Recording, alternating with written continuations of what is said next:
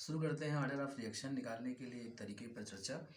जैसे हमें कोई रिएक्शन दी हुई है और उसके बारे में हमें कोई एक्सपेरिमेंट का डेटा दिया हुआ है।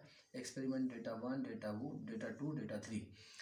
यहाँ इन डेटा के हिसाब से उसने एक कोई रेट का डिटर्मिनेशन किया हुआ है और कहा हुआ है कि बताइए आर्डर क्या होगा, मतलब ए और बी का वैल्यू क्या होगा। ए और बी को वैल्यू को जोड़ने पर जो आर्डर निकलेगा, फाइनली टोटल आर्डर क्या होगा। ये जब हमें निकालना है तो हम क्या करेंगे, हम बहुत आसानी से इस ए और बी को निकाल सकते हैं। बशर्ते में ध्यान रखना होगा, जब हम यहाँ पर आर्डर निकाल रहे हो इसका, जब इसका आर्डर निकाल रहे होते हैं तो उस समय हम उस एक्सपेरिमेंट डेटा को लेते हैं जहाँ पर वो कांस्टेंट वैल्यू रखता है। मतलब अगर हमें यहाँ पर NO के ऊपर जो ए लिखा हुआ है, NO के ऊपर जो ए लिखा हुआ है उसका हमें जस्टिफिकेशन करना है, तो हम देखेंगे यहाँ पर क्या चेंज आ रहा है। ठीक वैसे ही अगर हमें क्या करना है, हमें H2 का आर्डर निकालना है, तो यहाँ पर जो कांस्टेंट टर्म होंगे उन कांस्टेंट टर्म को यहाँ पर उस एक्सपेरिमेंट डेटा के हिसाब से देखेंगे और उनका चेंज देखेंगे और उससे रेट का चेंज देखेंगे।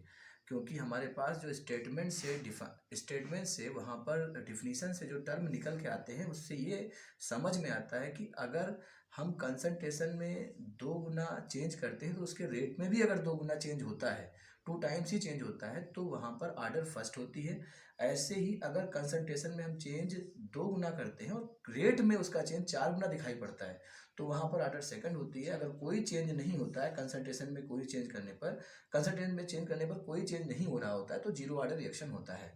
इस बात को दिमाग में रखते हुए ये जो बताई गई बातें हैं इनको समझेंगे। मतलब एक्सपेरिमेंट डेटा 1 एक्सपेरिमेंट डेटा 1 और एक्सपेरिमेंट डेटा 1 में अगर 200 है और उस 200 से हम क्या करने वाले हैं, उस 200 से इस 400 का इम्पैक्ट देखें। अगर उस 200 से 400 का इम्पैक्ट देखें तो देख सकते हैं कि 200 से 400 हुआ, यानी 2 गुना हुआ। ठीक उसी समय हम एक्सपेरिमेंट के रेट को भी डिटरमाइन करते हैं और वो देखते हैं कितना हो गया है।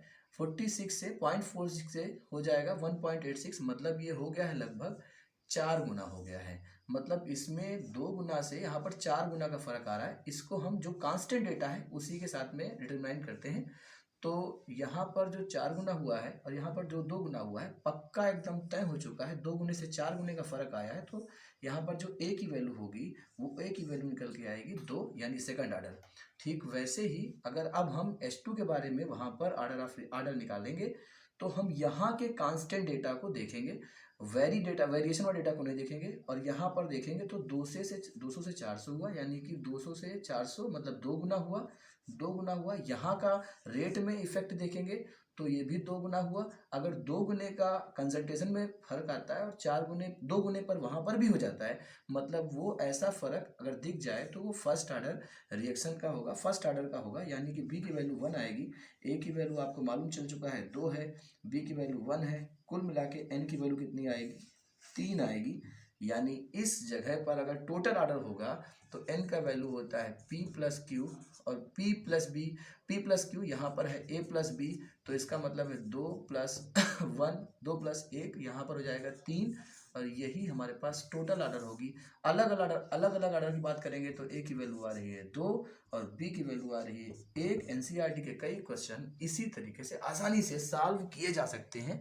हमें बस इस चार्ट का ध्यान रखना होगा कि कंसंट्रेशन में कितना चेंज हो रहा है, उसका रेट पे इफेक्ट क्या आ रहा है। एक डेटा के वेरिएशन को नहीं देखना है, हमें केवल कांस्टेंट वेरिएशन को देखते हुए आगे बढ़ना है और हमें वहाँ आर्डर मिल जाएगा। धन्यवाद।